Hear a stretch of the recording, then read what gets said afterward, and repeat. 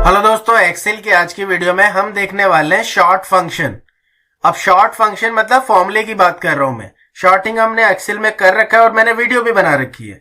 Shorting हम कहां से करते हैं? हमारे पास एक ऑप्शन है एक्सेल में जहां से हम शॉर्टिंग को अप्लाई करते हैं। दो तरीकों से करते हैं। सबसे पहले एक ऑप्शन होता है शॉर्टिंग का, जहां से आप फिल्टर भी अप्लाई कर सकते हो और सॉर्ट भी कर सकते हो। दूसरा ऑप्शन क्या है कि जब हम फिल्टर अप्लाई करते हैं उसमें भी शॉर्टिंग के ऑप्शन होते हैं।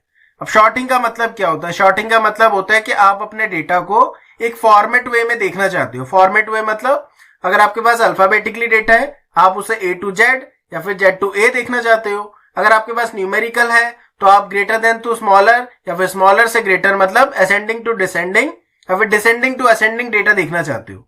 इसको कहते हैं शॉर्ट करना। अब बट मैं आज जो फॉर्मूला बताने वाला हूं वो एक फॉर्मूला है, इक्वल टू के साथ हम उसको यूज करेंगे। ओके, अगर आपके पास पुराने वर्जन के एक्सेल है उसमें ये एक्सेस नहीं होगा, एक न्यू फॉर्मूला है, ऑफिस 365 में ये यूज कर सकते हो। अब शॉर्ट करने के लिए मैंने यहाँ पे डेटा ले लिया है। मेरे पास 2 कॉलम है और यहाँ पे 9 रोज है। यहाँ पे डेटा, ज्यादा डेटा भी हो सकता है। अब यहाँ पे पहले ही देखने से पता चल रहा है कि कोई भी डेटा यहाँ पे शॉर्ट नहीं है। अगर अल्फाबेटिकली शॉर्ट होता है A पहले आता, ओके, बट यहाँ पे D पहले है। और अगर नंबर शॉर्ट होते तो बड़ी वैल्यू पहले आती है, फिर छोटी वैल्यू पहले आती। तो ये डेटा यहाँ पे शॉर्ट नहीं है। अब शॉर्ट करते हैं।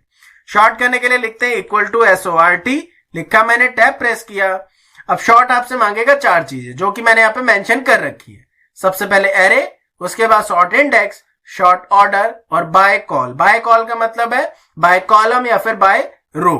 अब लास्ट के 3 जो आर्ग्यूमेंट्स है वो ऑप्शनल है, उसे देना जरूरी नहीं है, बट फर्स्ट आर्ग्यूमेंट देना जरूरी है। विदाउट उसके शॉर्ट फॉर्मूला एग्जीक्यूट नहीं होगा।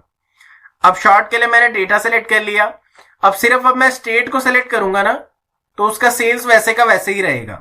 शॉर्ट जब भी हम डेटा को करते हैं तो सारा कॉलम करते हैं ताकि एक कॉलम के बेसिस पे उसका डेटा भी क्या हो, शॉर्ट हो जाए। जैसे दिल्ली का जो सेल्स है वो 50,000 दिल्ली के साथ ही ऊपर नीचे रहे। ये नहीं कि पंजाब का डेटा उसमें चला गया, दिल्ली ऊपर चला गया और दिल्ली की सेल्स बिहार में शो हो रही है। ऐसा नहीं करना। शॉर्ट जब भी करते हैं सारे रोज एंड कॉलम में अप्लाई होता है। तो इसलिए मैंने दोनों कॉलम को सेलेक्ट कर लिया, ब्रैकेट किया, क्लोज एंड एंटर। जैसे मैंने एंटर प्रेस किया, इसने क्या किया, शॉर्ट कर दिया। मुझे कैसे पता चला? इसने असम पहले लिख दिया और बिहार बाद में, फिर दिल्ली, और दिल्ली की वैल्यू दिल्ली के साथ ही चल रही है। ओके, ये कौन से टाइप का शॉर्ट हुआ? ये हुआ आपके अल्फाबेटिकली शॉर्ट, मतलब A to Z ये शॉर्ट कर रहा है। और कौन से कॉलम को इसने फोकस कर रखा है, किस कॉलम के बेस पे कर रहा है? ये पहले कॉलम के बेस पे कर रहा है। मुझे कैसे पता चला? क्योंकि यहाँ पे पहले दिल्ली था, अब यहाँ पे असम है। तो इसने कैसे किया, A to Z शॉर्ट यहाँ पे कर दिया। अब किसी ने जरूरी थोड़ी है मुझे स्टेट के बेसिस पे करना है। सवाल आता है कि मैं अगर सेल्स के बेसिस पे करना चाहता हूँ या फिर किसी दूसरे कॉलम के बेसिस पे करना चाहता हूँ, वैसे भी पॉसिबल है, कर सकते हैं, बट उसके लिए हमें एक और आर्ग्यूमेंट की जरूरत होगी जिसका नाम है शॉर्ट इंडेक्स। शॉर्ट इंडेक्स का मतलब होता है कि हम शॉर्ट फॉर्मूले को बताएंगे कि आप कौन से नंबर के रो या फिर कौन से नंबर के कॉलम के बेसिस पे आप शॉर्ट करोगे। अभी बाय डिफॉल्ट उसने क्या किया, पहले कॉलम के बेसिस पे उसने अपना शॉर्टिंग किया।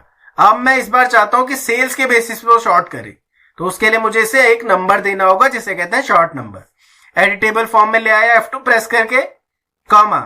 अब मैं यहाँ पे दूंगा 2। 2 क्या है, सेकंड कॉलम। सेल्स मेरा कौन से कॉलम में, सेकंड में। अगर किसी और के बेसिस पे होता तो 3 कॉलम लिखते। A से तो वो कर ही रहा है बाय डिफॉल्ट, तो 2 मैंने लिखा है, एंटर प्रेस किया। अब जो उसने शॉर्टिंग की किसके बेसिस पे की, असम नीचे क्यों चला गया? अब उसने अल्फाबेटिकली नहीं की, अब उसने सेल्स के बेसिस पे किया। और कैसे कर रहा है, असेंडिंग टू डिसेंडिंग। 40,000, 45, 50, 60 मतलब छोटे वैल्यू से लेके लास्ट तक वो लार्ज वैल्यू लास्ट में शो करी, जिसको हम कहते हैं ascending sorting. Okay, ascending formulate यहाँ पे शो कर रहे हैं। तो पहला मैंने बता दिया एरे, और शॉर्ट इंडेक्स का मतलब होता है कि कौन से कॉलम एंड कौन से रो। अब 2 से उसे कैसे पता चला कि ये कॉलम है या रो है? अगर आपका डेटा यहाँ पे वर्टिकली है और आपके हेडर्स क्या है, वर्टिकली यहाँ पे शो हो रहे हैं, तो एक्सेल इतना स्मार्ट है कि वो एनालाइज कर लेगा कि आप जो दूसरा नंबर यहाँ पे लिख रहे हो 2, वो एक कॉलम के लिए लिख रहे हो या फिर एक रो के लिए लिख रहे हो। यहाँ पे वर्टिकली डेटा है ना। तो अब जो उसने शॉर्ट किया उसने सेल्स के बेसिस पे किया, मतलब सेकंड कॉलम में। शॉर्ट इंडेक्स नंबर मैंने दे दिया। अब थर्ड आता है कि जरूरी थोड़ी है कि हमें असेंडिंग से डिसेंडिंग ही करना है। क्या पता मुझे लार्ज वैल्यू सबसे पहले चाहिए, उसके लिए क्या करना पड़ेगा? उसके लिए हम तीसरा आर्ग्यूमेंट यूज करेंगे, शॉर्ट ऑर्डर। शॉर्ट ऑर्डर का मतलब होता है कि आप वो एक नंबर दोगे जिसके बेसिस पे वो ऑर्डर फॉर्मेट को अप्लाई करेगा, असेंडिंग या डिसेंडिंग, या फिर ए टू जेड या फिर जेड टू ए। तो यहां पे उसके लिए एडिटेबल फॉर्म में चले जाते हैं और तीसरा आर्गुमेंट देने के लिए कॉमा। अब मैं इसे बोलता हूं 1 या -1, दो ऑप्शन दिखा रहे हैं। 1 का मतलब होता है असेंडिंग, -1 का मतलब होता है डिसेंडिंग। अगर मैं 1 लिखूंगा तो देखते हैं क्या चेंजेस होंगे। यहाँ पे एंटर प्रेस किया, दोबारा एंटर प्रेस किया, यहाँ पे ब्रैकेट क्लोज करके, क्या कुछ चेंजेस हुआ क्या? नहीं, क्योंकि जब आप शॉर्ट ऑर्डर नंबर नहीं दोगे तो बाय डिफॉल्ट वो कौन सी शॉर्टिंग करता है? असेंडिंग टू डिसेंडिंग ही करता है बाय डिफॉल्ट। तो अगर 1 दे दिया तो उससे कोई फर्क नहीं पड़ेगा उसे, ओके।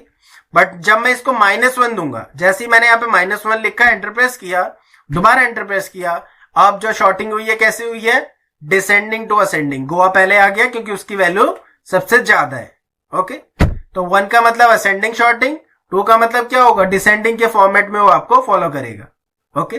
तो एरे मैंने बता दिया, शॉर्ट इंडेक्स मैंने बता दिया, शॉर्ट ऑर्डर भी मैंने बता दिया। 2 ही नंबर दे सकते हो, 1 या फिर -1।